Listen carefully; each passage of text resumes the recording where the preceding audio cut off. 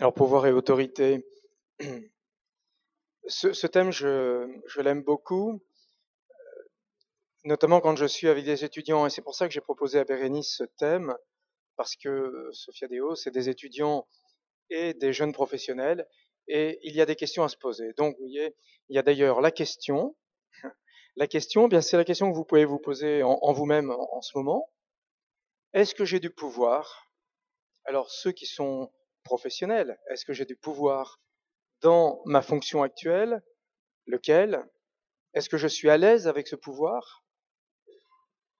Est-ce que je suis à l'aise avec l'autorité que je dois exercer ou pas? Ou est-ce que ça me met dans l'embarras? Voilà, la question, celle-là que vous pouvez vous poser, et puis je verrai avec vous quelques éléments. Leadership, bon ça c'est pour faire plaisir à Bérénice parce qu'elle souhaitait que je le mette.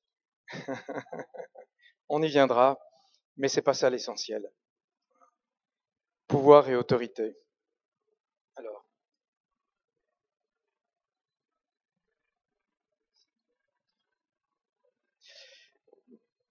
le pouvoir. Alors il faut distinguer d'abord le pouvoir de faire quelque chose. Donc j'ai le pouvoir de monter en haut de l'Annapurna, j'ai le pouvoir de faire du piano, j'ai le pouvoir de... Ceci ne pose en général pas de problème.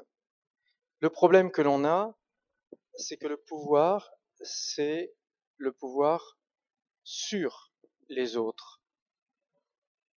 Et là, c'est un problème. Je dirais un problème moral, un problème éthique, puisque le pouvoir, on pourrait le définir comme ceci, c'est la capacité à faire par quelqu'un quelque chose qu'il n'aurait pas fait de lui-même. Et pourtant, c'est bien cela, c'est assez fort. Bon, le pouvoir le plus fort, ben, c'est par rapport à l'esclave, où là, on l'a complètement à notre botte et on lui fait faire exactement ce que l'on veut. Mais voilà, le pouvoir de faire quelque chose à quelqu'un qui n'aurait pas fait ça, de lui-même. Et c'est un problème parce qu'aujourd'hui, on est gêné aux entournures dans notre société avec cette question de pouvoir. De quel droit ai-je du pouvoir sur les autres? Quelle est sa liberté? De quel droit ai-je, quel droit puis-je avoir pour intervenir dans sa liberté? Donc, pouvoir et autorité, vous allez voir qu'on va le distinguer. Déjà ici, on voit Napoléon, le jour de son sacre, peint par David. C'est le symbole du pouvoir. Il est là sur une estrade, il a un sceptre à la main, il se tient droit. On sent que ce tableau met en place un homme de pouvoir. À côté, c'est quelqu'un qui exerce son pouvoir. En fait, il exerce son autorité. Il a du pouvoir, certainement, mais il exerce à sa manière. Mais avoir du pouvoir, ça ne veut pas dire avoir d'autorité. Hier, j'entendais à la radio un court extrait sur Charles IX. Et Charles IX disait, je ne voulais pas être roi. Et il était roi. Il ne voulait pas exercer ce pouvoir. Donc on peut avoir du pouvoir sans avoir envie de l'exercer, sans avoir envie ou sans en avoir les capacités. Donc le pouvoir ne se transforme pas toujours en autorité. Et d'ailleurs souvent ce qu'on peut observer, c'est que quand quelqu'un a du pouvoir et qu'il est mal à l'aise avec son autorité, il devient autoritaire et même plus autoritariste. Voilà. Donc comment faire pour exercer correctement dans sa vie le pouvoir? Alors j'ai parlé pour les jeunes professionnels, mais pour les autres, les étudiants qui n'ont encore pas quelqu'un à diriger, et pour les autres qui sont plus âgés, eh bien tout ce que je vais dire sur le pouvoir et l'autorité, c'est valable pour toutes les situations. Le pouvoir des parents et l'autorité des parents, c'est exactement la même chose, disons la même question. Et le pouvoir pour des professionnels qui ont 10, 15, 20 ans, l'exercice de l'autorité, c'est tout à fait pareil. Alors, le pouvoir dans notre société est assez ambivalente là-dessus, car le pouvoir y est quand même magnifié. Il y a le pouvoir politique, il y a le pouvoir syndical, il y a le pouvoir de la rue, il y a tout un tas de pouvoirs qu'on reconnaît, que des gens exercent sans aucun complexe, sans problème. Mais à l'inverse, il y a des pouvoirs qu'on nous interdit presque d'exercer. Les parents aujourd'hui n'osent pas exercer leur autorité sur les enfants. C'est ce qu'on remarque très très couramment. Les professeurs, je ne sais pas s'il y en a ici là dans la salle, mais encore avant-hier, j'interrogeais un professeur. Il me disait, mais du pouvoir, on n'a presque pas de pouvoir sur nos élèves. Donc il y a une sorte d'ambivalence, le pouvoir qui existe dans notre société, qui est vraiment ancré, qui fait avancer, qui dirige, qui ordonne, et dans la vie individuelle, on se sent contraint à ne pas exercer de pouvoir parce que ce n'est pas bien d'exercer du pouvoir. Et c'est là où se trouve, pour beaucoup de managers, la question comment exercer leur autorité de direction avec en arrière-plan dans leur esprit l'idée que ce n'est pas bien et que ce serait peut-être bien de faire autrement.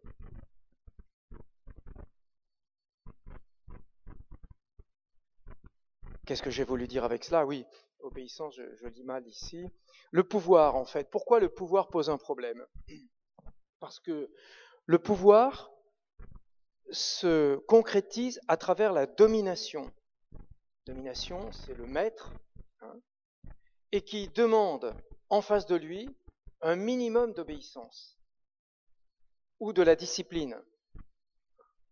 Et c'est ce sentiment de domination dans notre société qui est très marqué par l'égalité, tous égaux en tout, qui pose aujourd'hui un problème de comportement au travail. Une fois de plus, de quel droit puis-je exercer une domination sur les autres? Alors, ce que j'observe auprès de beaucoup d'étudiants, quand j'intervenais il y a encore 2-3 ans à l'école polytechnique universitaire sur les thèmes du management, ils voulaient être tous gentils. Si on est gentil, on va obtenir ce qu'on veut. Mais je l'observe également chez des managers de 35 ans, 40 ans. Espérer, diriger, remplir sa fonction managériale en se disant tout le monde est gentil. On se tutoie, on se fait des grands sourires. Alors, il y a un livre dont j'aime énormément le titre, car il suffit en lui-même. Je crois que c'est la diapo d'après, je pense. Non, c'est pas celle-là. Alors, il n'y a pas de diapo. Mais le titre, vous allez le retenir. Cessez d'être gentil, soyez vrai.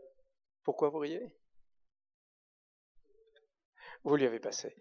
Cessez d'être gentil, soyez vrai.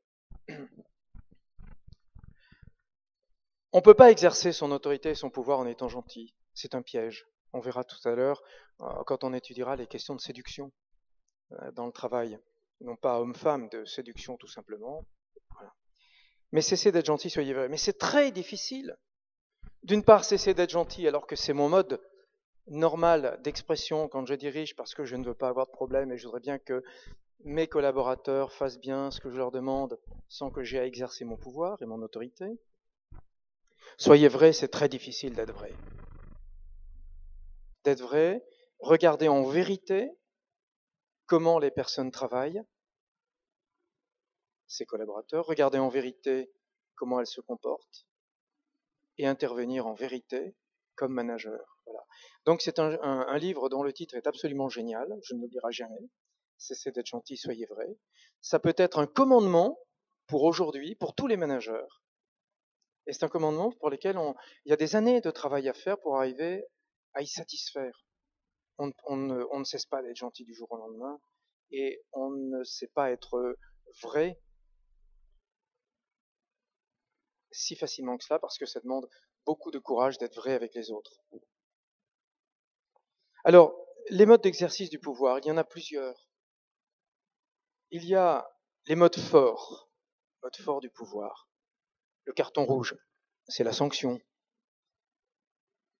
Les tables de la loi, c'est le commandement. Le biceps, c'est la force. Les menottes, c'est la contrainte. Et je termine par le dernier et c'est la menace. Voilà. Et l'autre la menace. Voilà. Menace, sanction, contrainte, force, commandement. Ce sont des formes de pouvoir qui sont forts. Alors, est-ce bien ou est-ce mal? Ce n'est ni bien ni mal, c'est pas un vocabulaire, ça doit être adapté à la situation. Je dirais c'est mal quand on l'utilise à mauvais escient par rapport à la personne. J'ai l'exemple d'un jeune ingénieur, 7-8 ans d'exercice professionnel, qui était rentré dans une petite entreprise, une sorte de start-up d'aujourd'hui. Tout le monde était gentil, le patron. Alors le patron, c'était une force de la nature. Grand, large, fort. Mais tout en gentillesse. Et au bout de 2 ans, le produit que fabriquait cette entreprise, finalement, ne se vendait pas très bien. Et le patron voulait licencier ce jeune ingénieur. Et donc, il l'a appelé un jour dans son bureau, il lui a dit, tu vois, Jacques, j'ai un dossier sur toi, là. Une menace. Bon, Jacques avait du caractère. Il s'est renseigné auprès d'un avocat qui l'a conseillé. Il est resté, il a continué, il n'y avait pas de raison qu'il s'en aille de lui-même, ou parce que il valait mieux être licencié, c'est plus intéressant que partir de soi-même, évidemment, c'était plus normal également. Et un jour, le patron est venu dans son bureau, il lui a apporté une feuille, tu signes. Bon, il n'a pas voulu signer, il a dit j'appelle mon avocat. Alors le patron a pris l'ordinateur de la société et il l'a sorti de vive force. Donc vous voyez, il y avait menace, il y avait contrainte, il l'a laissé, il a laissé un certain temps dans son bureau, tu ne sortiras pas de là tant que tu n'auras pas signé. Et après, il y avait la force, il l'a sorti manu militari. Donc tous ces types d'exercices du pouvoir, on peut les avoir. Le commandement aussi, je dirais pour moi qui suis militaire, on n'apprenait qu'une chose quand on rentrait à l'école navale, à commander, comme à Saint-Cyr, etc. Le terme n'était pas négatif, c'était même l'essentiel de notre formation. Alors depuis la fin des années 80, oui c'est à peu près ça, on a commencé dans les armées à faire rentrer le terme management. Alors, donc on manage et on commande, ça dépend des situations. Mais c'est comme vous, dans le privé, c'est pareil. Voilà toutes les formes dures de pouvoir, les formes fortes, mais elles sont utiles. On peut très bien être amené à menacer quelqu'un qui ne fait pas son travail, c'est évident, ou à le contraindre, c'est aussi évident. Alors dans les formes douces, voilà. Alors celle du milieu, je l'aime bien, ça vient du livre des deux Jacques, Jacques Leuve et Jacques Faisan, Paraboles et Fariboles. Jacques Faisan, à droite des pages, fait un dessin, et à gauche, Jacques Leuve, prêtre, fait un commentaire. Et c'était comment faire boire un âne qui n'a pas envie de boire. Eh bien, vous prenez dans votre seau, vous buvez avec délectation, et puis vous poussez délicatement l'autre seau vers l'autre pour lui donner envie. Voilà. Donc ça, c'est, comment dirais-je, arriver à faire participer, arriver à convaincre, arriver à entraîner. En haut à gauche, le marionnettiste. Quel type de management c'est? C'est la manipulation. Dans manipulation, vous avez la main, manus. Le marionnettiste, c'est celui qui fait bouger des marionnettes, mais lui, on ne le voit pas. Et souvent, il y en a qui cherchent à manipuler les autres. Alors, comme je disais à mes étudiants, jamais je vous apprendrai à exercer votre pouvoir en tant que manipulateur. Ce n'est pas normal, ce n'est pas correct. Mais ça permet ensuite de descendre vers le cavalier, avec une expression que les jeunes d'aujourd'hui ne connaissent plus, qui s'appelle tenir la main à quelque chose. Ouais, tenir la main à, ça veut dire désirer quelque chose, vraiment le suivre, essayer de l'obtenir. Et le cavalier, eh bien, il tient le cheval avec les rênes. Là, il est en rêne longue, il peut être en rêne courte. Et en fait, c'est de là probablement que vient le terme de management. Parce que le cavalier dirige le cheval essentiellement avec ses mains. manus, management. Et donc, le manager, c'est celui qui dirige, c'est bien le rôle du cavalier, et en même temps qui tient la main à à obtenir ce que ses collaborateurs doivent faire et son équipe doit obtenir. On reviendra ensuite sur l'exercice du management normal. En haut et à droite, c'est le symbole de la séduction. Et je parlais tout à l'heure de la gentillesse. La gentillesse, c'est une forme de séduction. Alors, je vais vous développer la manière avec laquelle je vois la séduction, parce que on est dans un monde où, une fois de plus, on ne veut pas exercer son pouvoir directement, et donc on va chercher des méthodes contournées. Alors, la première, il y a 4 niveaux de séduction, d'après moi. Le premier, c'est celui-là. C'est la séduction uniquement par ce que je suis. Je ne fais rien pour séduire. Mais la montagne est belle, elle me séduit. Ce bébé est tellement mignon, il ne fait rien pour être mignon, il est naturellement, il me séduit. Voilà. Donc ça, c'est la séduction de premier niveau, mais qui, elle, n'a aucun problème moral. Si vous êtes bien, si vous êtes honnête, si vous faites bien votre boulot, eh bien, sans chercher à séduire, vous séduirez les autres. Séduire, ça veut dire conduire vers soi. Conduire vers soi. Le deuxième niveau de séduction, qui est beaucoup plus courant, parce que celui-là, il est assez rare, on n'y croit pas trop en fait. Puis on n'est pas suffisamment certain de ses qualités personnelles. Alors on va en rajouter. Voilà, alors le symbole même de la séduction de niveau 2, c'est la jeune femme qui se farde, qui se met du rouge à lèvres. Ah, il y a déjà une tromperie. Ce n'est déjà plus la vérité. Bon, c'est pas trop grave. Et c'est là où on trouve la séduction dans le travail.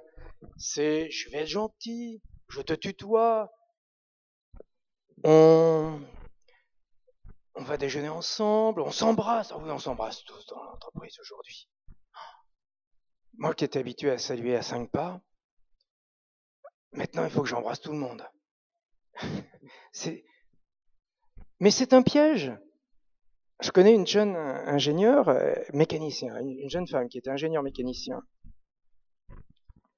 qui arrive dans une entreprise pharmaceutique, il y avait du travail à faire dans ce domaine, et son manager le niveau N+1 était simplement sorti d'école d'ingénieur 1 ou 2 ans avant elle.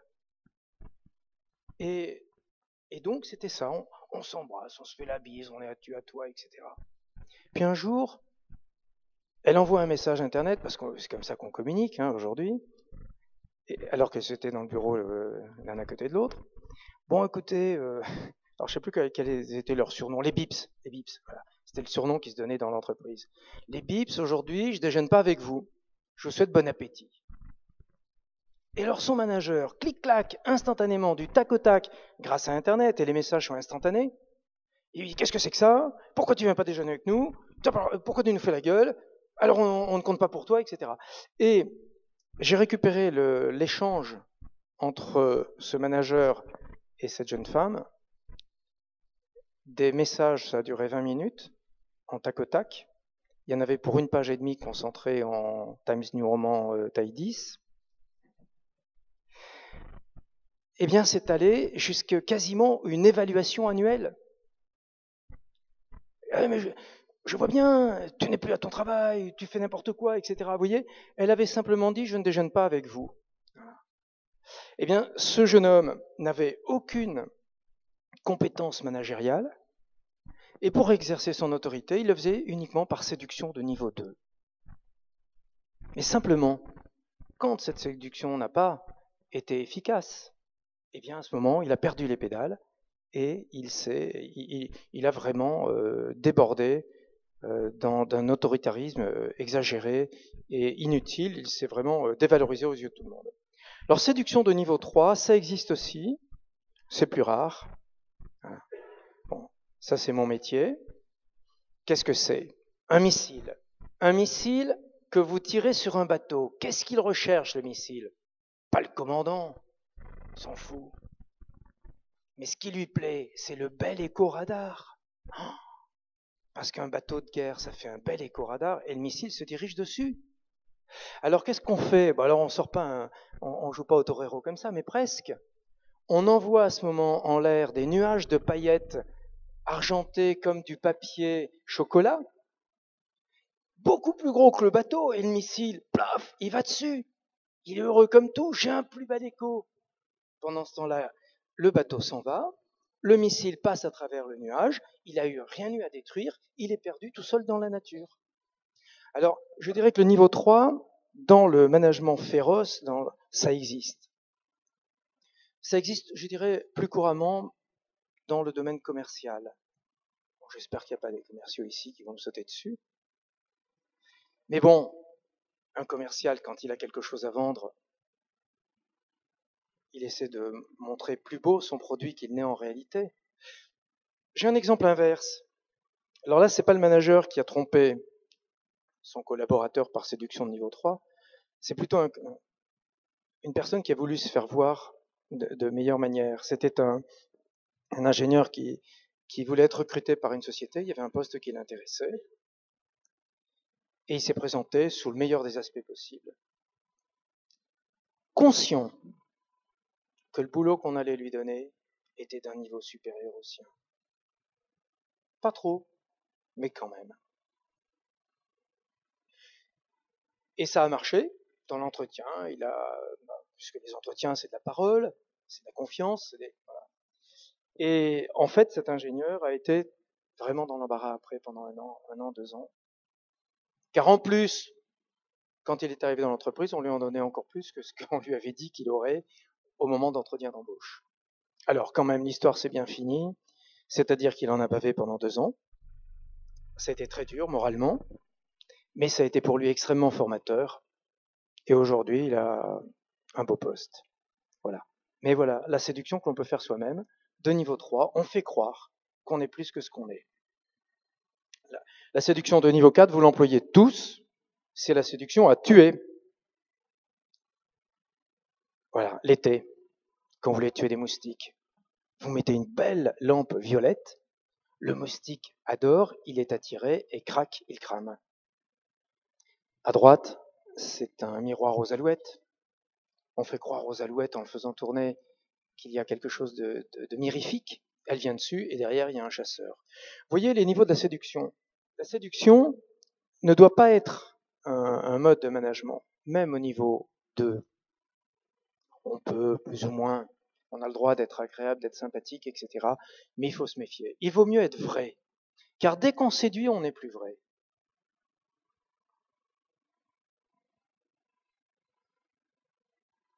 Ah, c'est bien, à l'écran, je vois la diapo d'après, j'avais pas vu ça. C'est sympa, ça. Alors, donc, la séduction, la manipulation, l'autorité. Alors, on va maintenant passer à l'autorité, après avoir vu le pouvoir. Beaucoup confondent pouvoir et autorité, c'est 2 choses différentes. Le pouvoir, comme je l'ai dit, c'est en quelque sorte le statut que vous avez. Et ce statut vous offre une capacité à décider, à organiser, à engager des dépenses, etc. L'autorité, c'est la manière dont je me comporte avec les autres. Et naturellement, l'autorité, on a tous en tête tout de suite le mot autoritaire. C'est systématique. Chaque fois que j'en parle avec des jeunes gens, des jeunes adultes, automatiquement, si je leur dis il faut que vous exerciez votre autorité, ils disent il ne faut pas être autoritaire. On a une vision déformée de ce qu'est la véritable autorité. Alors là aussi, on va retourner à l'étymologie. Elle est un petit peu plus compliquée. La plupart du temps, quand on demande autorité, l'étymologie du mot autorité, on dit c'est autoritas. Bah oui. Mais après, on n'a pas avancé d'un poil. Hein. Autoritas, qu'est-ce que ça me dit sur le mot autorité? Alors si on va chercher dans le dictionnaire latin, eh bien on voit que ça vient d'un verbe, alors vraiment on n'y pensait pas, augeo, et dans sa forme passive qui donne auctum, auctorité. Voilà. Et autorité, auctum, ça veut dire en latin faire grandir.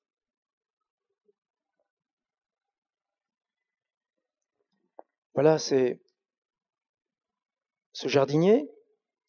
Je pense que ça doit être des plants de tomates, j'en sais rien, je ne suis pas.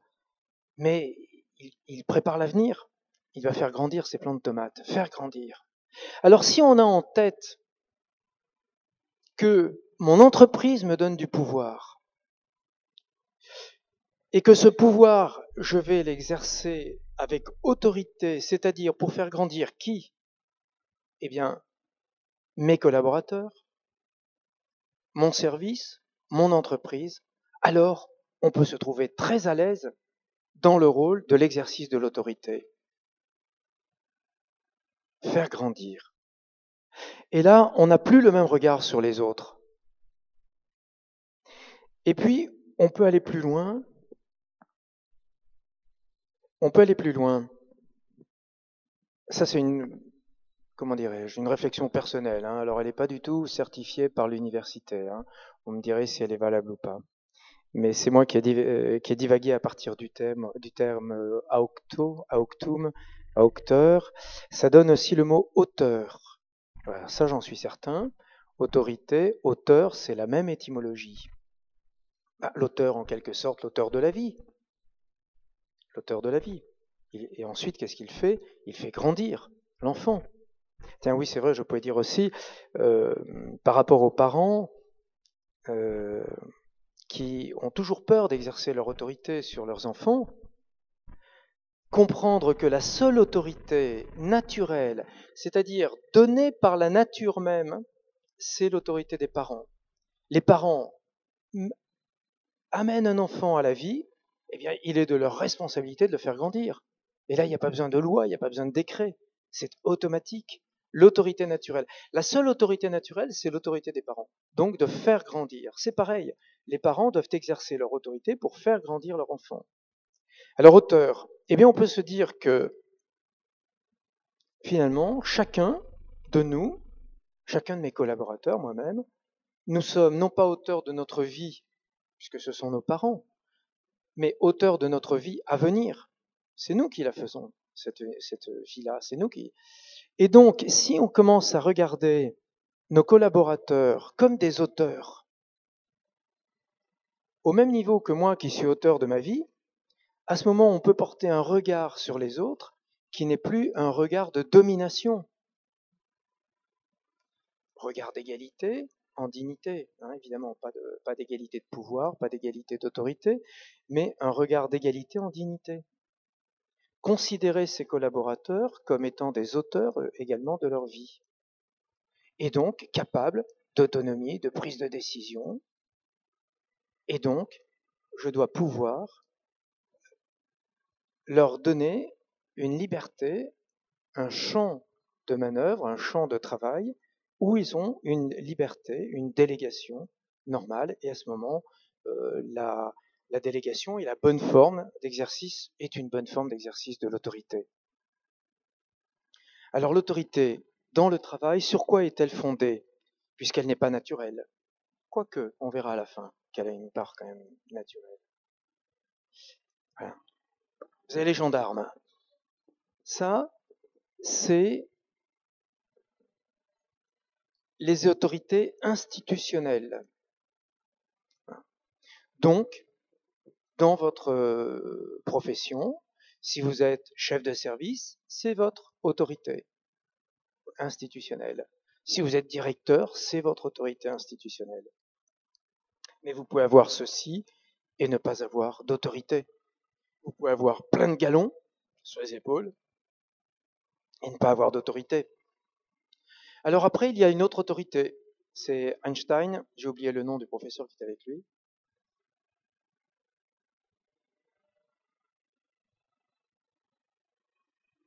Ouais.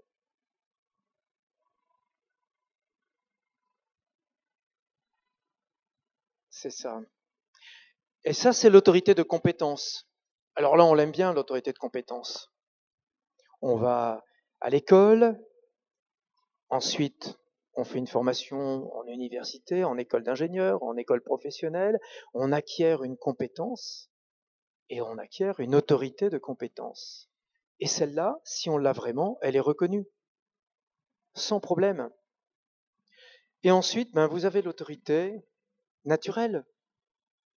Le lion a une autorité naturelle. Quand vous vous trouvez face à un lion, vous n'allez pas lui dénier son autorité. Mais tout le monde n'a pas d'autorité naturelle.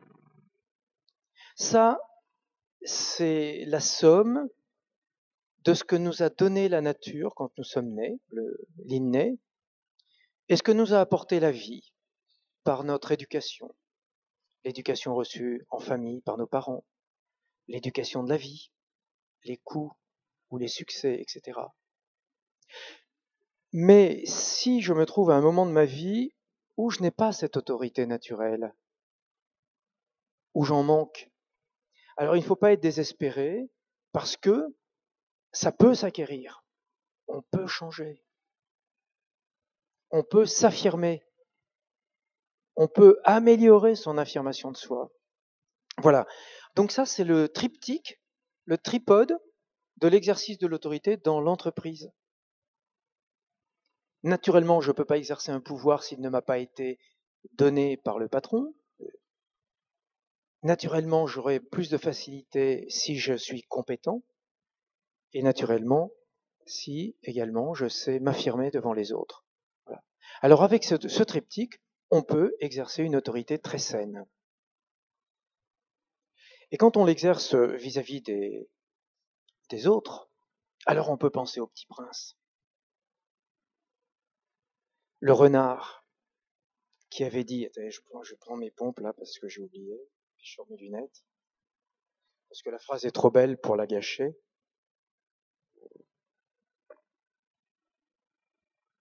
Voilà. Mais tu ne dois pas l'oublier. Tu deviens responsable pour toujours de ce que tu as apprivoisé. Tu es responsable de ta rose. Eh bien, on transfère ça dans l'équipe de travail. Tu es responsable de tes collaborateurs. De la même manière que le Petit Prince a apprivoisé sa rose, vous apprivoisez vos collaborateurs.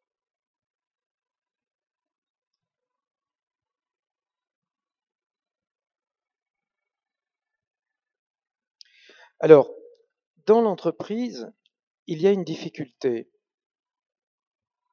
normale, c'est-à-dire que on travaille selon les intérêts de l'entreprise. Mais naturellement, chacun d'entre nous, nous avons nos propres intérêts. Et quand ces intérêts divergent trop, il y a des problèmes de relation au travail, des problèmes d'adaptation.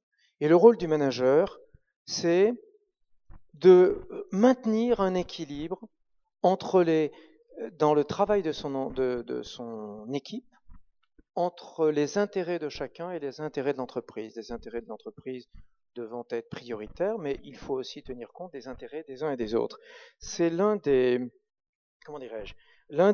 soucis, l'un des rôles du manager, c'est que chacun trouve un équilibre satisfaisant dans l'entreprise et qu'il n'arrive pas à un point où le travail qu'il fait est trop en désaccord avec ses intérêts personnels.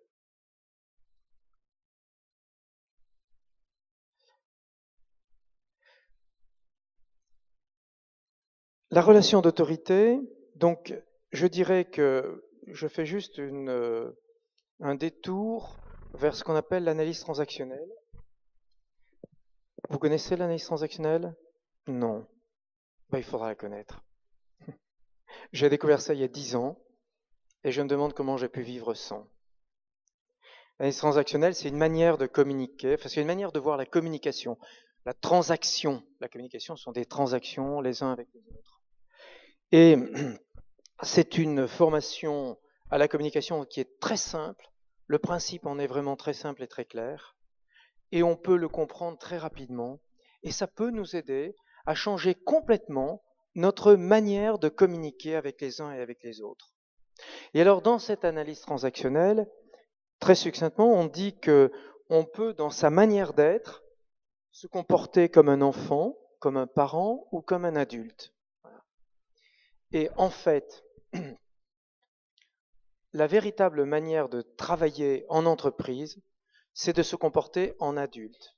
L'adulte, c'est celui qui raisonne, rationnellement à partir d'éléments objectifs, qui analyse et qui prend une décision rationnelle à partir de ce qu'il a fait. Et donc, dans la relation en communication, on peut se comporter en adulte. Et donc, la bonne manière d'exercer son autorité, c'est la relation adulte-adulte. Voilà. Alors, si un jour vous voulez faire de l'analyse transactionnelle, n'hésitez pas, c'est vraiment génial. C'est toujours par là que nous commençons avec Anne-Marie nos formations au management, à une formation à l'analyse transactionnelle, parce que si on ne sait pas s'analyser quand on est en train de parler avec quelqu'un, eh bien, il peut y avoir des dérapages et ça fait des conflits latents, durs, légers, récurrents, etc. Je n'insisterai pas là-dessus, mais il y a un mode de communication qui permet, facilite l'exercice de l'autorité. Alors, donc Bérénice a souhaité que je parle de leadership. Alors avant, j'ai quand même dire qu'il y a 3 niveaux pour se situer dans sa fonction managériale. On peut être d'abord le spécialiste. Le spécialiste travaille, son cadre de travail, c'est le métier, c'est la technique. Donc, c'est un dialogue entre lui et son métier. Ensuite, vous avez le manager. Bon, ça c'est comment ça s'appelle ? Le metteur en scène. Le manager, lui, il est dans la relation. Il est dans l'animation d'équipe. Il est dans la relation continue de l'équipe. Et après, vous avez le leader. Le leader, lui, c'est celui qui a une vision.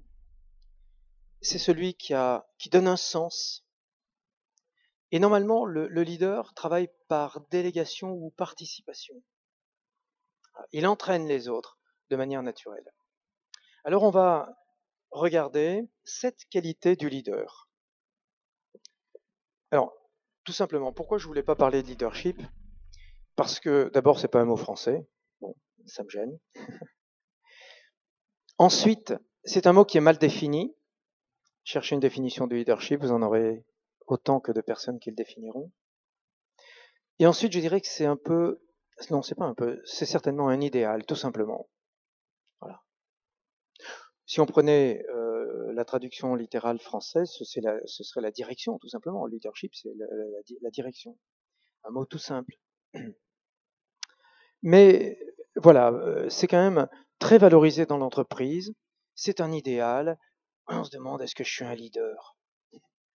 Est-ce que c'est un leader ? Alors on va voir les qualités. Je vous en donnais tellement que vous ne rêverez plus d'être un leader, mais que vous direz, tiens, qu'est-ce que je pourrais faire pour m'en approcher ? C'est pas, voilà. On ne devient pas leader en se formant tout seul. Alors, le leader. D'abord, une de ses qualités, c'est la hauteur de vue, comme Karajan.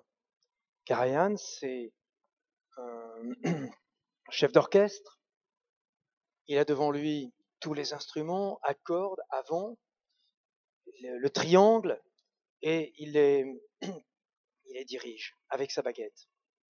Eh bien, le leader, c'est celui qui, comme Karajan, sait que son métier, c'est d'être le patron et pas autre chose. Or, être le patron, ça veut dire accepter de ne plus exercer son métier de base. Karajan, quand il est chef d'orchestre, il n'est pas au violon. Allez, je prends quelques exemples de ma carrière, juste pour illustrer. Hein. Je ne suis pas un leader, d'ailleurs, vous verrez, il y a un contre-exemple dans ma carrière, comme ça tombera bien. Voilà. Mais quand je commandais une frégate, je n'avais pas à connaître tous les métiers. Le mécanicien, l'électricien, le missilier, le transmetteur, le radariste, la lutte anti-sous-marine, l'administration, tout ça. Mais je devais faire en sorte que ça marche. Alors, le leader sait qu'il est un patron, il accepte de ne plus exercer son métier de base, mais il sait qu'il doit être un généraliste, c'est-à-dire qu'il doit avoir les connaissances de base dans tous les métiers. Donc il va acquérir celles qu'il n'a pas, et après, il va avoir une vision d'ensemble de son équipe, la hauteur de vue. Donc on n'est plus au niveau du métier. On n'est plus un spécialiste, on n'est plus au management direct. On a la hauteur de vue.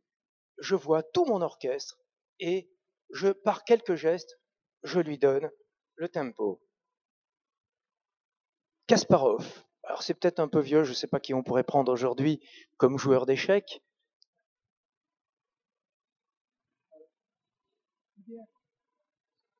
Oui, d'accord. Alors on va rester avec Kasparov. Qu'est-ce que c'est qu'un joueur d'échecs? Il y a les noirs et les blancs. Le joueur d'échecs comme Kasparov, qui s'est d'ailleurs confronté à des ordinateurs, hein, et qui a gagné et perdu selon les coups, il anticipe les coups. 6, 7, 8 d'avance. Il a un projet. Eh bien, le patron qui a une vision stratégique comme Kasparov, eh bien, il va savoir donner un projet à son entreprise. Il va savoir quelles sont les activités à développer. Quel est le chiffre d'affaires qu'ils vont viser pour les années à venir. Il va formuler des objectifs. Kasparov, à un moment donné, se dit, tiens, voilà, il y a telle et telle situation. Il a des objectifs à moyen ou à long terme. Il n'a pas d'objectifs à court terme, le leader. À moyen ou à long terme. Et il est capable d'anticiper les étapes à venir. Voilà, vision stratégique. Vous voyez que ça vient pas comme ça. La force d'entraînement de Jeanne d'Arc. Bon, je ne vous commenterai pas la vie de Jeanne d'Arc, vous la connaissez. Mais quand même, une jeune femme qui entraîne au combat et à la victoire, certaines fois, au début. Eh bien, le leader, c'est celui qui aime ce qu'il fait et c'est celui qui fait ce qu'il aime et qui a la passion pour son métier, de ses collaborateurs, de son produit, de son entreprise. C'est celui qui a la capacité à entraîner les autres derrière lui et à les amener à l'objectif visé. Donc ça demande du caractère. L'intelligence concrète, pratique, intuitive de feu Colombo. Colombo, vous le voyez, toujours en train de réfléchir, une main sur le front. Or, très souvent, dans notre société en particulier, mais presque partout dans le monde quand même, les dirigeants sont quand même de belles intelligences, abstraites. Mais l'intelligence abstraite ne suffit pas, il manque quelque chose. Pour être un vrai leader, il manque l'intuition. Et l'intuition, elle va s'ancrer sur la connaissance concrète du terrain, une connaissance précise. Le leader va savoir ce qui se fait dans son entreprise à tous les niveaux. Il n'a pas besoin de savoir tout ce qui se fait et comment ça se fait, mais il sait tout ce qui concourt au fonctionnement de son entreprise. Colombo. La capacité d'écoute et de communication de Yves Calvi. Capacité d'écoute. Oui, le leader écoute. Il écoute ses collaborateurs. Il ne travaille pas seul. Il écoute ses clients. Il écoute ses fournisseurs. Mais également, il sait communiquer. Analyse transactionnelle. Il sait communiquer. Il sait reformuler. Il sait recadrer en permanence. Ça, c'est l'importance du vocabulaire précis, de l'expression que vous allez employer pour donner un ordre, une directive, un objectif, toujours précis. Tiens, une chose que j'observe partout, j'étais pareil, vous inquiétez pas. Tout ce que je vous dis, j'étais pas comme ça. Bon. Ce que j'observe partout, quand quelqu'un parle, que ce soit dans l'église, au travail, bon, allez, on va faire un peu cela. Tiens, j'ai une petite chose à vous dire. J'encadre une petite équipe. Pardon ? Je vais essayer de vous expliquer un petit peu. On va faire un peu cela. Voilà. Ben non. Un peu, ça n'a pas de sens. Je me souviens d'un de mes neveux qui un soir à 22h m'avait appelé Et puis il m'a dit, est-ce que tu pourrais me donner des conseils? J'ai un entretien dans 2 jours et ça m'importe énormément. Donc lui, il avait fait des études dans le domaine ingénieur agricole et il avait envie de partir en Afrique pour développer un projet. Donc il répondait à cet appel d'offres. Et alors, je lui ai dit, écoute, explique-moi, qu'est-ce qu'on te demande? Puis après, je lui ai dit, dis-moi, toi, qu'est-ce que tu as en face? Moi, je connais un petit peu les plantes qu'il y a là-bas. J'ai encadré un petit peu une petite équipe, etc. Alors au bout de 5 minutes, j'ai dit, écoute, arrête, je ne t'embauche pas, je ne te recrute pas. Et alors bon, il a été un peu perturbé, et je lui ai dit non. Alors on a fait un cas concret d'analyse. Je lui ai dit, mais tu me dis que tu as encadré un peu une petite équipe. Qu'est-ce que ça veut dire? Qu'est-ce que tu as fait concrètement? Il était encore étudiant, il finissait ses études. Donc c'était à l'occasion d'un stage. Il avait encadré une équipe de 3 personnes pendant 2 mois. Eh bien, je lui dis, tu dis, j'ai encadré une équipe de 3 personnes pendant 2 mois. Au moins, c'est clair. Et tu dis pas, j'ai encadré un peu une petite équipe. Et on comprendra que, étant étudiant, tu peux pas avoir dirigé un groupe de 50 personnes pendant 2 ans. Voilà. Or, très souvent, on dit ça. Capacité de communication. Le leader emploie les mots justes. Je reprends, parce que j'ai un petit peu perdu le fil de ce que je voulais dire. Il recadre en permanence. Il rectifie parce que, en fait, les grands problèmes dans l'entreprise, c'est que l'on parle entre soi et qu'on n'a pas compris ce que l'autre voulait nous dire. Parce qu'il l'a dit avec des mots qui n'étaient pas les bons, et en plus, on ne l'a pas écouté. Et ça apporte tout un tas de conflits et de difficultés. Le leader, lui, est sensible à cela. Alors, également, cessez d'être gentil, soyez vrai. Le leader, c'est celui qui s'exprime franchement sur le travail de ses collaborateurs. Il sait leur dire c'est ce qu'ils ont fait bien ou pas bien, et il sait les sanctionner ou les récompenser. Voilà. Ça demande du courage. Il y en a encore 2. Mélange de fierté et d'humilité de Gandhi. Gandhi, si vous n'avez pas vu le film de Gandhi, voyez-le, il est merveilleux. Fierté. Le leader est fier du produit qu'il vend. Il est fier de son entreprise. Il est fier de ses clients. Regardez ceux qui disent, tiens, on a vendu tel avion à telle compagnie, telle voiture, etc. Il est fier de son client. Mais le leader est humble. Pourquoi? Parce que il sait très bien qu'il risque d'être aveuglé par le succès. Il sait que s'il n'est pas humble, il risque de rencontrer des cas difficiles. Et c'est là que je donnais un exemple de ma vie. 3 fois dans ma vie, j'ai failli avoir un accident de mer. Heureusement, les 2 premières fois, j'étais très jeune officier, ça m'a quand même servi de leçon. Il y en a un 3e qui est arrivé un peu plus tard, mais bon, 3 fois. La première fois, je naviguais à bord d'un dragueur. Alors, je draguais pas, je ne séduisais pas. En fait, le dragueur était là pour détruire les mines qu'il y a au fond de la mer. Et j'étais le second d'un dragueur, et on était endivisionné dans une division allemande à Wilhelmshaven. Et pendant 1 mois, on a vécu la vie d'une division de dragage allemande à Wilhelmshaven. Wilhelmshaven est un port qui se trouve très à l'intérieur. Il y a un chenalage très long, 2 heures de chenalage pour y arriver. La première fois, on est très attentif. Reconnaître tous les dangers, toutes les bouées, toutes les courbes, tous les caps à prendre. Mais quand vous faites ça au bout de 3 semaines, 1 mois, vous appareillez, c'était ce qui m'était arrivé, 6 heures du matin, on appareille, le soleil se lève, ça c'est la plénitude du marin à la mer, le soleil sur l'horizon, c'est merveilleux, il faisait beau. Je connaissais par cœur. Donc, je n'étais plus attentif au risque. Et j'ai failli me prendre les hélices dans un câble qui retenait une drague, une drague de sable, une drague de fond, qui avait été mise là entre-temps depuis la veille. Voilà. Manque d'attention. 3 fois dans ma carrière, j'ai manqué d'attention. Voilà. Le leader, lui, ne perd jamais l'attention. Il ne se repose pas sur ses succès. Il sait que l'entreprise est fragile et que le risque peut advenir n'importe quand. Dernière qualité du leader.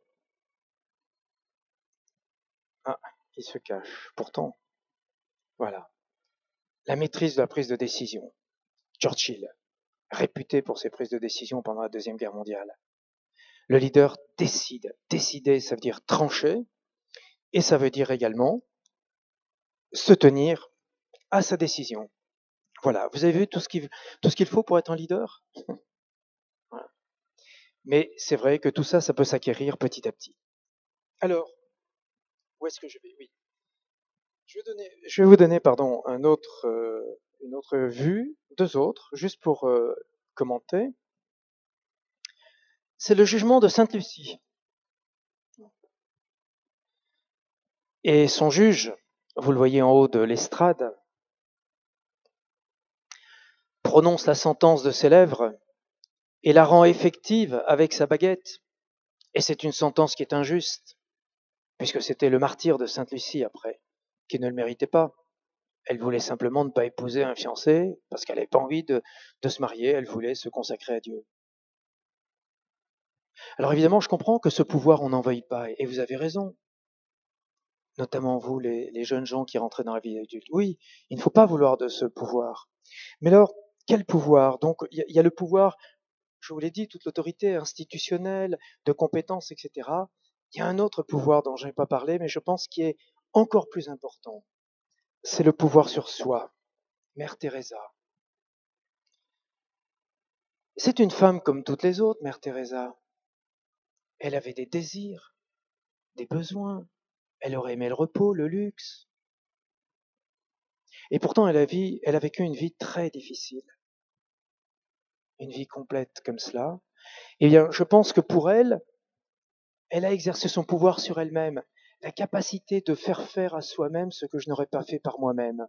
Et je pense que quand on arrive à cet exercice du pouvoir sur soi, alors on peut l'exercer correctement sur les autres. Parce qu'on a toute l'humilité de savoir ce que veut dire avoir du pouvoir sur quelqu'un. Alors une fois qu'on a dit ça, puisqu'on est avec Sophia Deo, toujours, quand on regarde ce qui est commun à l'humanité, on peut en parler. Et puis après, on peut se dire, et nous chrétiens, qu'est-ce que ma foi dans le Christ m'apporte? Alors on va voir ce que, là je vais quand même pas prendre, ah non, pardon, juste, avant-hier, il y a 3 jours, il y avait le pont de la rivière Kouai qui passait. Et il y avait une lutte de pouvoir extrême entre le colonel Nicholson, prisonnier, avec son bataillon, et en face de lui, le colonel japonais, qui les gardait avec la force de ses hommes en armes. Et le colonel japonais voulait mettre tout le monde à construire le pont, y compris les officiers. Et le colonel Nicholson a dit non, il n'en est pas question. Les lois de la guerre interdisent le travail des officiers, même quand ils sont prisonniers. Naturellement, le colonel japonais a refusé ça, il avait le pouvoir, il a dit vous allez voir, vous irez. Et finalement, ils n'y sont pas allés. Et donc, il a fait enfermer le colonel Nicholson dans un chaudron, c'est-à-dire des tôles métalliques en plein soleil, dans la jungle, plusieurs jours. Eh bien, c'est le colonel Nicholson qui l'a emporté. Son pouvoir personnel sur lui-même, sa maîtrise de lui-même et la maîtrise de sa volonté a été plus forte et le colonel japonais a dû s'incliner devant le colonel Nicholson.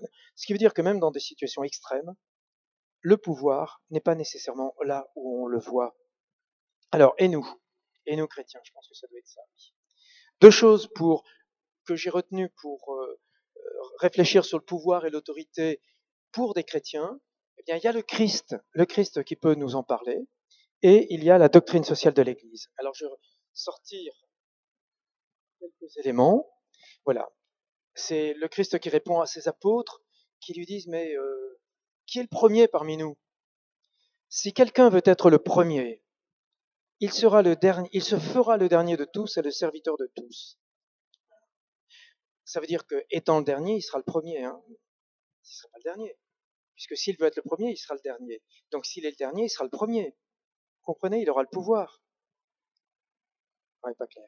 Bon, mais ça veut dire que pour le Christ, le pouvoir, c'est le service.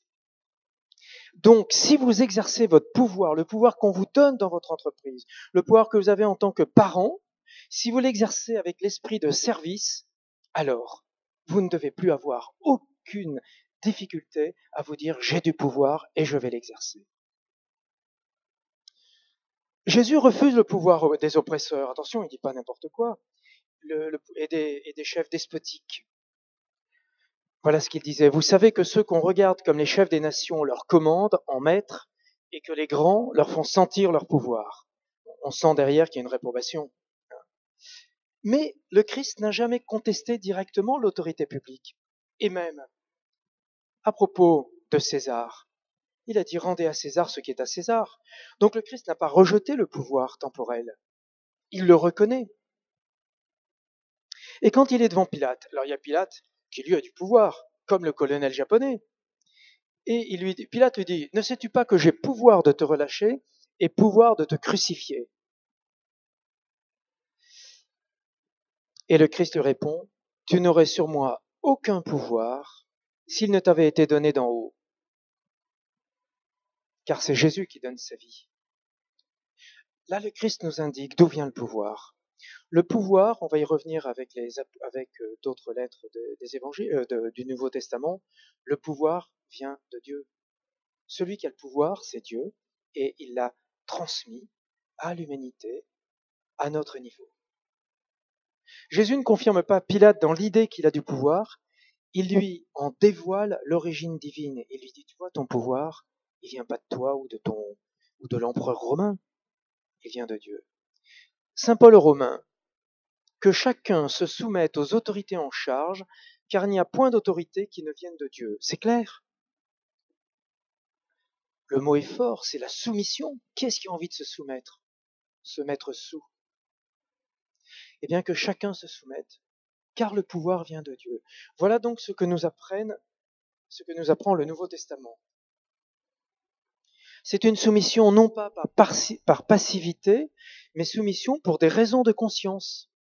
Le pouvoir que tu as est un pouvoir qui t'a été donné par Dieu pour que la société fonctionne. Et c'est vrai que sans pouvoir, sans organisation, la société ne fonctionnerait pas. Alors néanmoins, la doctrine sociale de l'Église, je pense qu'il y en a qui la connaissent et qui l'ont lue, mais je vous invite tous à la lire et à la connaître. Elle est géniale. Elle est géniale. Elle balaye toutes les questions de notre vie en société avec des références extrêmement fortes. Alors, qu'est-ce qui est dit à propos du pouvoir? Les actions et les comportements contraires à la volonté de Dieu et au bien du prochain, semblent aujourd'hui être de deux sortes. D'une part, le désir exclusif du profit et d'autre part, la soif du pouvoir, dans le but d'imposer aux autres sa volonté. C'est clair? La soif du pouvoir qui impose sa volonté, la doctrine de l'Église nous dit non, ce n'est pas bien. Alors après, elle a un chapitre sur le pouvoir et la vertu. Toutes les valeurs sociales. Alors, l'Église entend proposer à tous les hommes un humanisme à la hauteur du dessein d'amour de Dieu sur l'histoire. Toutes les valeurs sociales sont inhérentes à la dignité de la personne humaine, dont elles favorisent le développement authentique. Donc, le pouvoir que l'on a dans l'entreprise doit s'appuyer sur des valeurs sociales conformes à la dignité de la personne humaine. Voilà, nous devons respecter.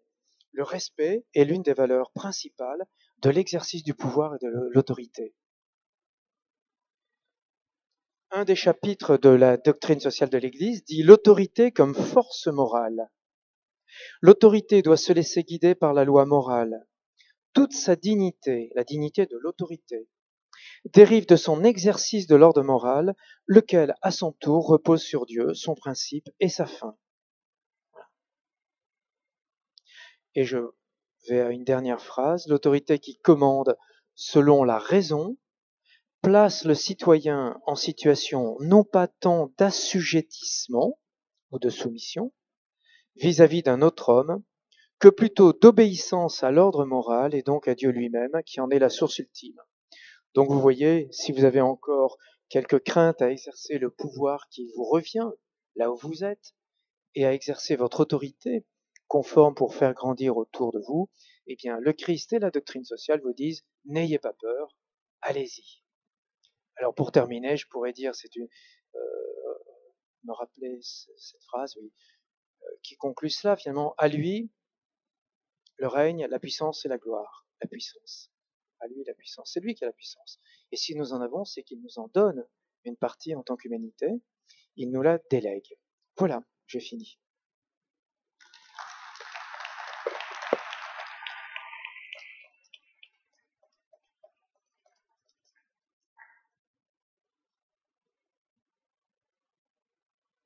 Le micro est à vous. Si vous avez des questions, faites signe. Une question.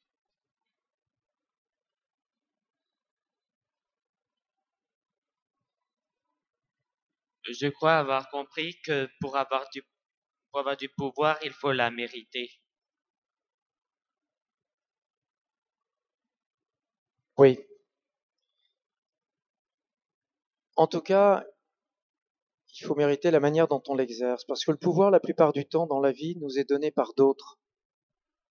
Là, ce soir, c'est Bérénice qui m'a donné le pouvoir de me prononcer devant vous.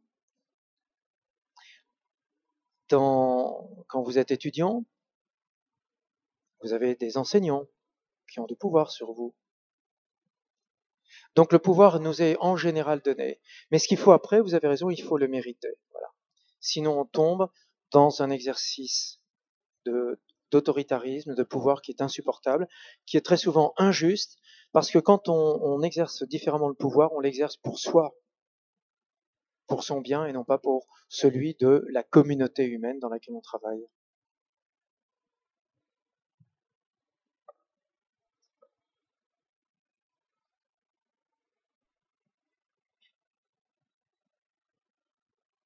Non, aucune question.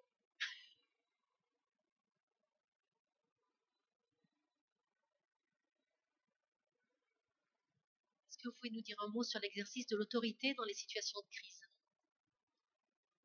Excellent, j'aurais dû en parler. Eh bien, dans ce cas-là, on commande. Dans la situation de crise, c'est là où le commandement s'exerce. D'ailleurs, dans l'entreprise, il y a 30 ans, on parlait de commandement et de direction. Je vais vous donner un exemple de ma vie personnelle, mais c'est pareil dans l'entreprise. Quand vous êtes en pleine tempête, il n'y a plus qu'une personne qui parle, le commandant. Il dit le cap et la vitesse. Et puis, tout s'exécute dans le plus grand silence. Parce qu'on est en temps de crise, et là on sait que on se resserre. Et d'ailleurs, les sociologues l'ont remarqué également, ils ont fait des études en mettant, il y a une expérience qui s'appelle la grotte des voleurs. Ils voulaient voir comment réagissaient des adolescents. Ils les avaient emmenés dans un camp et il y avait, dans un premier temps, ces adolescents pensaient être seuls. Donc ils commençaient à vivre leur vie de camp, monter la tente, faire des jeux, etc., dirigés par des sociologues qui s'étaient déguisés en gentils animateurs. Et puis, après, ils ont fait venir un autre groupe. Et là, instinctivement, ils ont commencé par se recentrer sur eux et à dire du mal de l'autre. Ils sont nuls, ils sont mauvais, on est les meilleurs. Automatiquement, ils ont fait ça. Alors qu'il n'y avait aucune la seule mise en scène, c'était de rapprocher un autre groupe qui passait une semaine de vacances comme eux. Et deux jours après, ils les ont fait déjeuner dans le même lieu. Et là, ils se sont invectivés, poussés. Ils avaient des mots grossiers les uns envers les autres. Et après, les sociologues ont coupé l'eau du camp en amont. Crise, il n'y a plus d'eau. Alors naturellement, les deux groupes ont commencé chacun à essayer de trouver pour soi, et ils n'y arrivaient pas. Alors, à l'intérieur de chaque groupe, ils se sont tous resserrés, il y en a un qui a pris la direction, naturellement, il y en a d'autres qui ont suivi. Et les deux groupes, au bout d'un moment, il y en a un qui a trouvé d'où venait le problème. Alors, ils avaient cassé quelque chose de manière assez astucieuse, de telle sorte que ça puisse pas se réparer simplement. Et là, ils ont été obligés d'appeler le deuxième groupe à la rescousse pour arriver à retrouver de l'eau. Et le conflit s'est éteint dans l'action unique.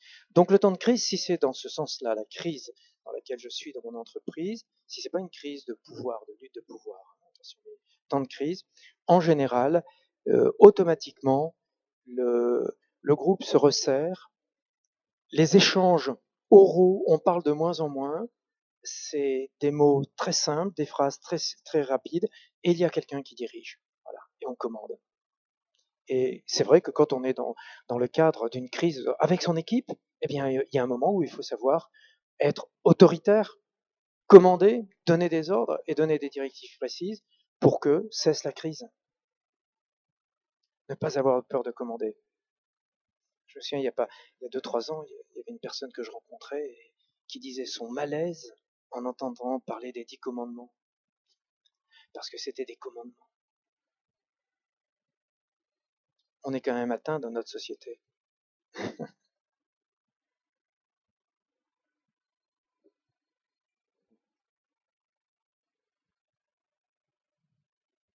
Oui, vous avez cité tout à l'heure l'exemple du Christ, qui dit qu'il faut rendre à César ce qui appartient à César. Lorsque l'autorité faillit, nous en tant que chrétiens, comment devons-nous nous comporter lorsque l'autorité en fait faillit au cap qu'elle doit donner au groupe? Alors, si elle faillit simplement au cap, je dirais, on fait avec. Hein. Ah oui, vous n'allez pas démettre le président de la République. Non. Non, non, parce que de toute façon, vous-même, non. Mais tout le monde peut avoir des objectifs et ne pas les atteindre nécessairement. Il y a des paramètres qui sont extérieurs. La, la question qui se pose du point de vue moral, c'est quand on vous demande de faire quelque chose qui n'est pas conforme à votre conscience. Et alors là, l'Église le dit clairement, c'est ce qu'on appelle l'objection de conscience. C'est-à-dire que la conscience prime sur le droit.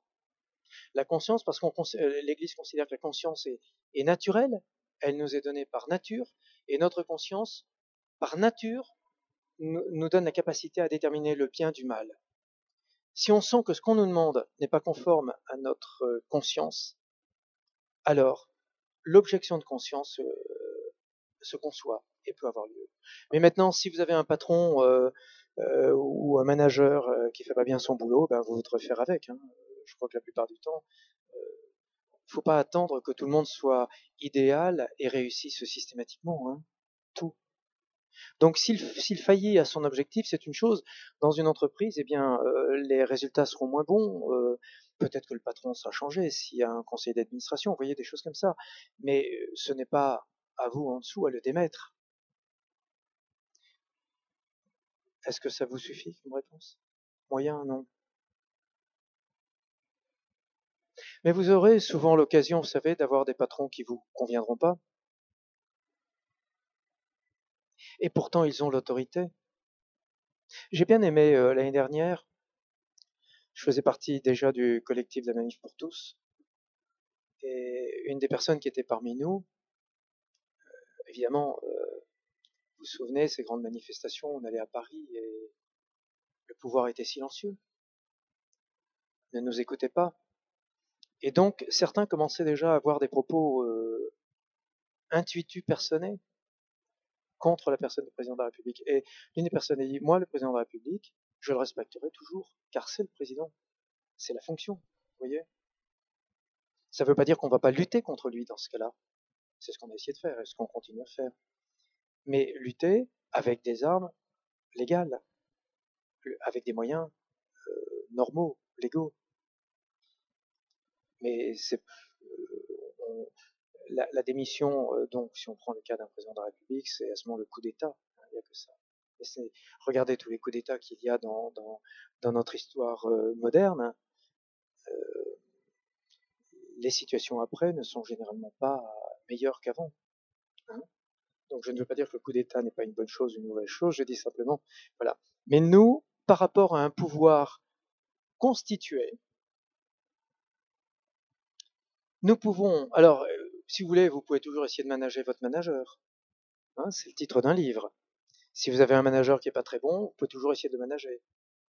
Bien, on peut le faire. Mais c'est pas à vous à le démettre.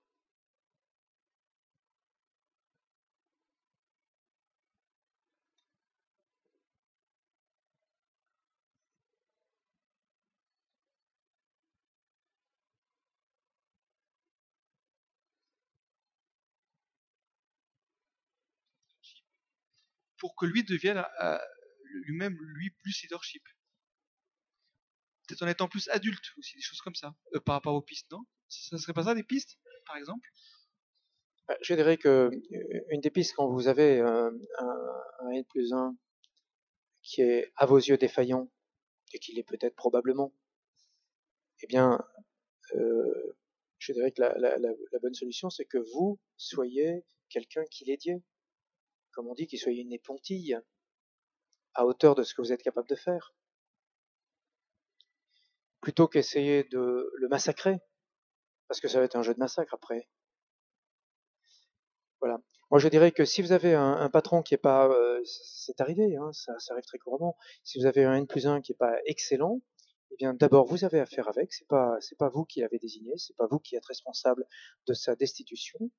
Et si vous voulez, eh bien, si exercer l'autorité, c'est faire grandir, eh bien, vous allez essayer de faire grandir votre manager en l'épontillant, hein, à la hauteur de vos moyens et de vos capacités. En tout cas, peut-être en ne le décriant pas sans arrêt.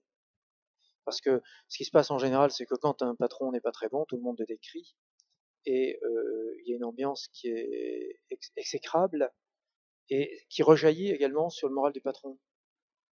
Donc, une bonne méthode humaine, éthique, c'est quand même de ne pas enfoncer la personne qui est déjà en difficulté.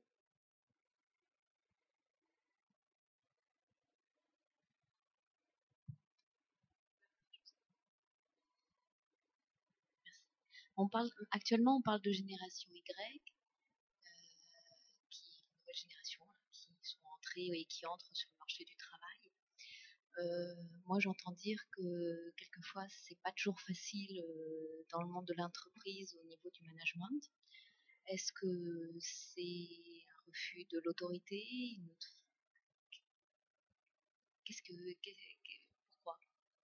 Les choses ont bougé, les choses ont changé. Bon, la génération Y, bon, ce sont des sociologues qui ont inventé ça. Aujourd'hui, la génération Y, elle a plutôt 35 ans, parce que depuis le temps qu'on les appelle comme ça, je pense que les autres, ceux d'aujourd'hui, ça doit être la génération Z, peut-être. Voilà. Ben oui, ben qu'est-ce que c'est que cette génération Y? Deux, trois traits succincts pour la définir. Ils ne veulent plus travailler autant que la génération précédente. Très clairement, moi, quand je suis rentré dans la marine, on n'avait pas d'amplitude horaire de travail en tant qu'officier. Bon, il y en avait pour le bateau, mais pour les officiers, il n'y a pas d'amplitude. Et au moins pendant les 15 premières années de ma carrière, je n'ai jamais pris mes droits à congé. Je les ai offerts à la marine. Voilà. C'était un état d'esprit. Les jeunes gens aujourd'hui n'en veulent plus. Ils veulent avoir leur vie personnelle préservée. Voilà. Eh bien, je crois qu'on peut faire avec. Si pendant le temps où ils sont dans l'entreprise, ils effectuent un travail efficace, eh bien, on peut reconnaître que c'est bien qu'ils puissent avoir une vie personnelle à côté qui ne soit pas impactée excessivement par l'entreprise. Ah, c'est un changement de mentalité qui est pas facile. Moi, je me souviens, j'ai vécu ça dans la marine, c'était à la fin des années 90, milieu des années 90. Une chose que l'on ne connaissait pas dans les armées, jamais on en avait parlé, c'était un mot tabou, le mot de récupération. On ne récupérait jamais rien. Quand on revenait de mer, bah, le lendemain, il y avait une équipe qui était de garde et qui travaillait, tout le monde était au boulot. Alors on prenait nos congés normaux, mais c'est tout. Tandis que à partir de 1990, on a commencé à avoir de récupération en copiant ce qui se faisait dans un certain nombre de métiers à peu près équivalents dans la société civile. Et c'est comme ça que récupération, alors elle peut se faire en jours supplémentaires de congé ou alors si on ne peut pas les prendre en sommes financières, etc. Et je me suis dit, mais la marine ne pourra pas travailler avec ça. Elle est remarquable, aujourd'hui encore, 20 ans plus tard. Elle a fait l'opération devant la Libye de manière remarquable. C'était la première opération de combat contre la Terre depuis 40 ans, avec des jeunes de la génération Y et Z. Voilà. Donc ça veut dire quand même que le management lui aussi doit changer de mentalité, ne plus vouloir imposer ce qu'il avait connu lui-même. C'est un changement qui n'est pas facile à faire. Hein. À un moment, je me suis dit, tiens, je suis pas mécontent de quitter la marine maintenant. C'était stupide. La marine marche très bien. Je pense que c'est pareil pour toutes les entreprises. On a des entreprises qui sont extrêmement efficaces, très fortes. Et donc, si on peut se permettre dans notre société de préserver la vie personnelle à côté de la vie professionnelle, c'est un gain en fait. C'est une amélioration de la société.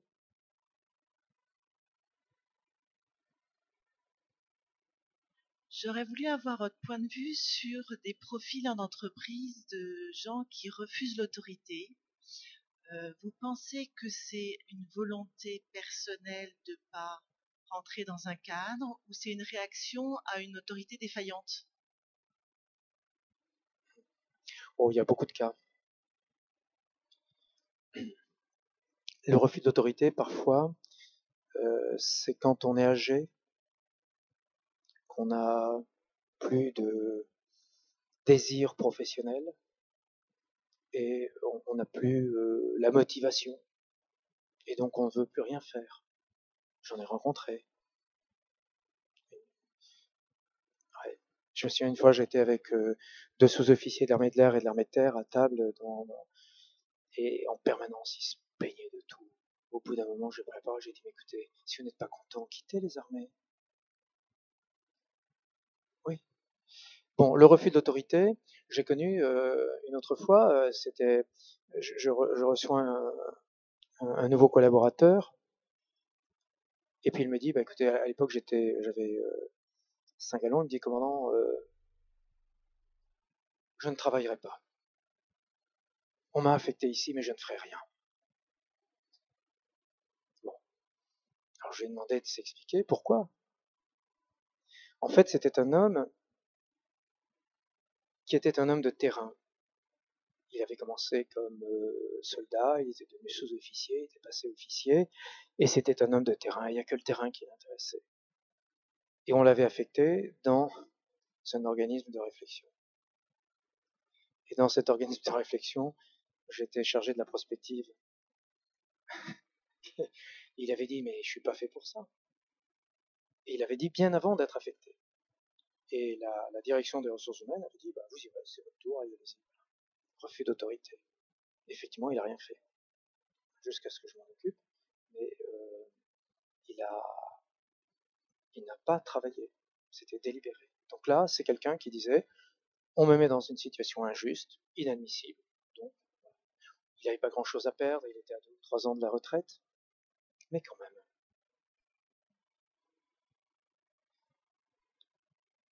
Refus d'autorité, ça peut être refus d'autorité d'une personne donnée. J'ai un chef qui me plaît pas. Je refuse de lui obéir. Ouais, là, c'est difficile. Ça, c'est le cas le plus difficile. Quand vous êtes le manager. Là, il faut avoir une force morale importante. Parce que quand on a quelqu'un qui refuse manifestement devant tout le monde de vous obéir, c'est quelque chose de très déstabilisant. Alors, soit vous cherchez à exercer le pouvoir en disant j'ai du pouvoir et je vais l'écraser. Donc, je vais le sanctionner. Je vais aller à la force. Voilà. Mais c'est faisable. Si la personne a tort, il faut voir pour quelle raison elle est comme ça, si elle refuse l'autorité. Il faut d'abord voir quand même quelles sont ses raisons et ses mauvaises raisons.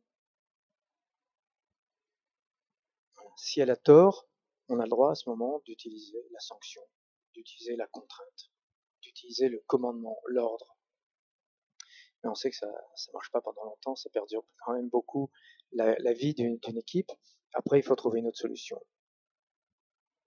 La solution, ça peut être de demander le déplacement de la personne, Ça peut être également faire intervenir quelqu'un, une tierce personne, pour essayer de résoudre ce problème. Oui, et tu peux raconter ce qui est arrivé à notre fille, Claire, quand elle était à Lille. C'est exactement ça. Ah oui. Oui. Jeune ingénieur, jeunette, frêle, avec des... Quels étaient les métiers des soudeurs, des fraiseurs, des tourneurs, tous plus de 45-50 ans. Et elle arrive là et on lui dit, vous allez être chef d'atelier. J'anticipe sur la suite, mais sans pouvoir de sanction. Je le garde, disait son N+1. Le N+1, il avait plus envie de se coltiner tout cet atelier. Et alors, l'un des tourneurs-fraiseurs travaillait bien, il faisait bien son boulot, mais il laissait au sol tous les déchets de son travail. Et c'était des déchets importants, hein. C'était pas de la limaille de fer, c'était parfois des plaques de fer tordues qui traînaient par terre. Et pas trop bête, notre fille s'était dit, tiens, il y a quand même une question de sécurité là derrière. D'autant que juste à côté, il y avait une porte qui donnait dans un autre atelier. Alors elle est allée voir Jacques, toujours Jacques, qui a des problèmes. Elle est allée voir Jacques et elle lui dit, bon Jacques, il faudrait que tu nettoies autour de ton atelier. Et il lui dit, il n'y a pas question, c'est pas à moi de le faire. Bon, elle part. Et elle va se renseigner. Alors quelqu'un lui dit, si la règle dans l'entreprise, ici dans notre atelier, c'est que chacun nettoie juste, donne le coup de balai pour qu'autour ce soit propre, mais il y a quelqu'un il y a un balayeur qui est là et qui ramasse tout en fin d'après-midi. Alors, le lendemain, elle retourne le voir, elle dit, Jacques, tu dois balayer, tu le sais bien, c'est la règle, je te demande de nettoyer ça, de rapprocher et de libérer le passage de la porte. Il n'y a pas question, je n'ai pas à le faire. Alors, à ce moment, elle téléphone à son mari. J'ai un ingénieur comme elle, un petit peu plus ancien, 1 an. Et lui, il lui dit, écoute, si tu ne te fais pas obéir, sur ce coup-là, si tu n'auras plus aucune autorité dans l'atelier, il faut que tu te fasses obéir.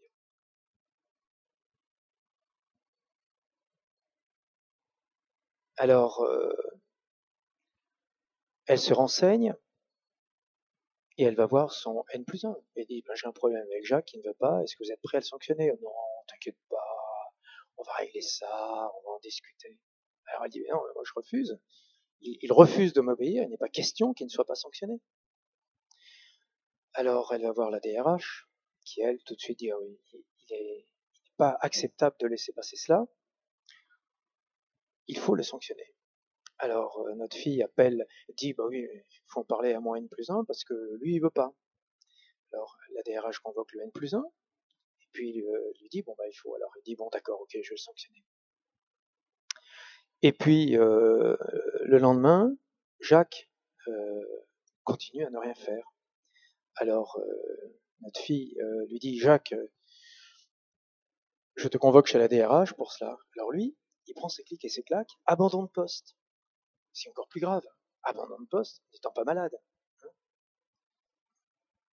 Alors donc, elle retourne voir la DRH, qui reconvoque le N+1, et il est décidé donc, quand il reviendrait, c'était un vendredi, donc c'était pas trop grave, il y avait le week-end entre temps, eh bien, il serait convoqué et sanctionné.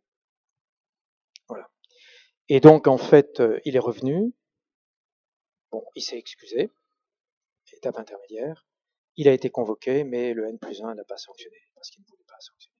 Mais au total, notre fille n'a pas perdu la face, elle a obtenu et après, il s'est mis au travail. Voilà, vous voyez, toutes les démarches qu'il y a par rapport à l'exercice de l'autorité. On ne peut pas obtenir de quelqu'un instantanément par un ordre brutal qui fasse exactement. Ça peut durer. Il peut y avoir tout un tas de, de manœuvres successives. Comment? Oui, des manœuvres successives, des recherches, etc.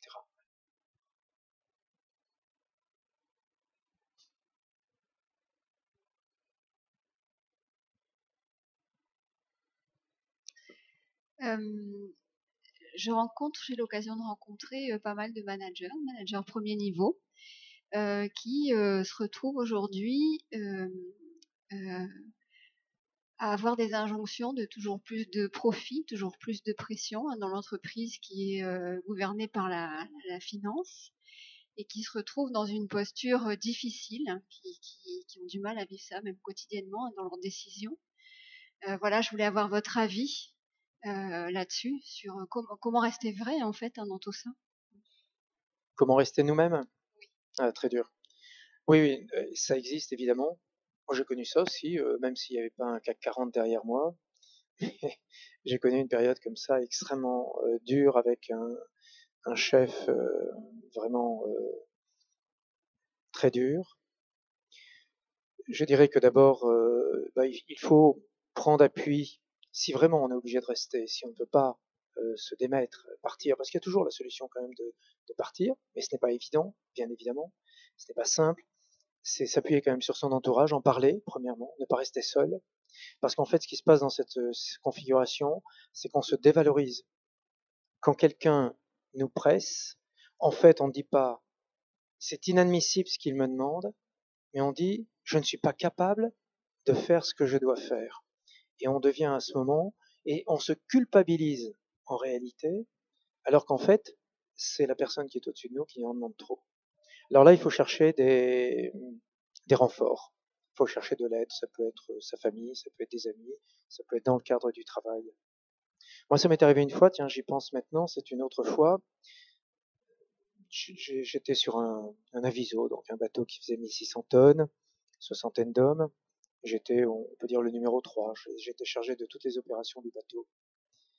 Et mon commandant m'appréciait énormément. Donc pas de problème. On était parti pour une mission de 4 mois. Et en milieu de mission, je ne sais pas ce qui s'est passé, instantanément, du jour au lendemain, mon commandant m'a pris en grippe. Il ne me supportait plus. Il m'invectivait. Il me déconsidérait en permanence. J'ai trouvé du réconfort auprès du second, qui était de l'officier en second, un peu plus âgé que moi, très, très calme, très serein. J'ai trouvé du réconfort à bord de ce bateau de petite taille. Tous les officiers déjeunaient à la table du commandant. Quand je dis à la table du commandant, c'est que c'est lui qui présidait tout. Et donc la liberté de parole est relativement amoindrie quand on est en présence de son directeur en permanence. Et là, je sais que pendant le reste de la mission, je faisais tout ce que je pouvais pour déjeuner à une autre heure que le commandant, parce que je ne pouvais pas. J'étais vraiment... voilà, j'ai connu cette période. Donc j'ai trouvé du réconfort autour de moi. Aussi dans l'exercice de mon travail, en le faisant pour le mieux. Okay, voilà. Et donc la première chose, ne pas se déconsidérer. Mais ça, c'est très difficile.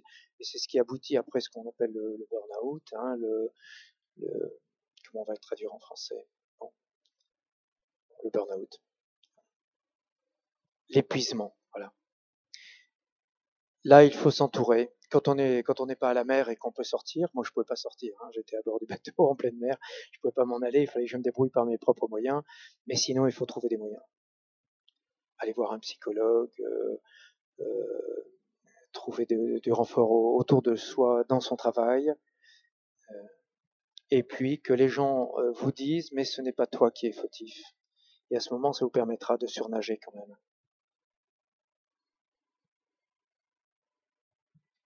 Lorsque vous avez un manipulateur à tendance perverse dans une équipe et que vous êtes le manager, comment vous gérez la chose? Oui. Eh bien, si vous en êtes conscient, si c'est vous le patron et que lui est un manipulateur, c'est qu'il n'est pas vrai. Le seul moyen pour vous, c'est d'être vrai avec lui et de parler en vérité avec lui. Et pour parler en vérité avec lui, il faut avoir des éléments extrêmement précis sur sa manipulation. C'est-à-dire avoir des éléments concrets qui prouvent qu'il est manipulateur. Comment? Ah ben normalement, le manipulateur, s'il est démasqué comme ça, par rapport à un patron qui dit la vérité, normalement, il va cesser. Non, vous avez des comportements qui changent.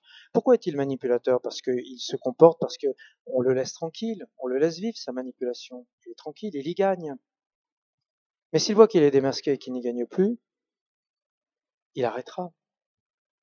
Les personnes qui ont des comportements déficients dans une équipe, si à un moment vous arrivez à les recadrer, à leur dire la vérité, à analyser avec eux précisément, ils sont capables de changer à ce moment de comportement. Le manipulateur manipule tant qu'il est tranquille, tant que personne ne lui dit qu'il est manipulateur. Il en profite. Si vous le démasquez, il n'est plus manipulateur. Vous n'êtes pas convaincu.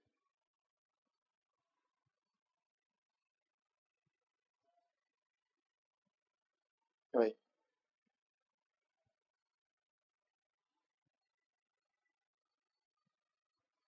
C'est difficile, c'est exact, oui. Enfin voilà, le conseil que je donnerais pour moi, par rapport à un manipulateur, il faut d'abord le démasquer, premièrement. Parce qu'en général, le manipulateur, on ne le voit pas tout de suite. Oui, il est très filandreux, il faut le démasquer.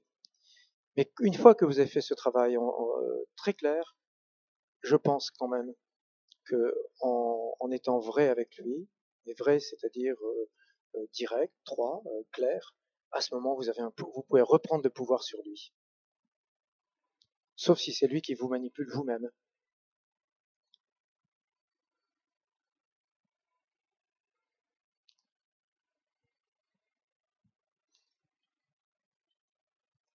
Là, il faut s'attaquer au problème. Là, on n'est pas là d'en prendre de la hauteur, de la perspective, voir à long terme, etc. Non. Il faut analyser le problème au concrètement. Pourquoi est-il comme ça? Comment se manipule? Qu'est-ce qui se passe, etc. Analyser le problème. Et user des outils de son pouvoir. Il y a la sanction, il y a le blâme, etc. Enfin, voilà. Oui, il y a toujours ces possibilités, mais je dirais que c'est la réponse un peu facile. Bon, je demande qu'on le déplace. Bon, le problème est déplacé, oui, mais c'est vrai, on peut le faire. On peut le faire. Peut-être une dernière question? Non, pas de volontaire, donc merci beaucoup. Si vous voulez. Merci. Quelques informations pour clôturer. Vous trouverez sur les tables à la sortie 3 affiches qui peuvent vous intéresser. Sachez qu'il y a un pèlerinage qui est prévu en Terre Sainte en 2014 pour les étudiants et les jeunes professionnels. Si vous connaissez des personnes qui peuvent être intéressées, si vous êtes intéressé, vous pouvez mettre votre mail, un numéro de téléphone. Sachez aussi que forcément ça a un coût, donc on peut vous demander de participer. Donc n'hésitez pas à marquer vos coordonnées. 2 autres affiches pour avoir en avance les conférences qui nous sont proposées, sachant que la prochaine est le 9 janvier. Pareil, vous pourrez recevoir des mails, donc n'hésitez pas à le noter. Et la dernière affiche pour Sophia Deo, donc pour les étudiants et les jeunes professionnels, pareil pour savoir ce qui se passe, les déroulements des soirées. Voilà. Dernière chose également, vous trouverez, pareil, à côté des tables, il y aura Carole qui sera à côté avec une boîte, parce que forcément, ces soirées ont un coût si on veut faire intervenir des personnes un petit peu plus loin. Donc voilà, on va vous demander une participation, s'il vous plaît. Ce que vous pouvez, ce que vous avez envie. Merci. Oui. Le thème en janvier n'est pas encore déterminé. C'est pour ça qu'il faut s'inscrire sur la fiche pour le savoir. C'est pour ça. Merci beaucoup et rendez-vous au 9 janvier.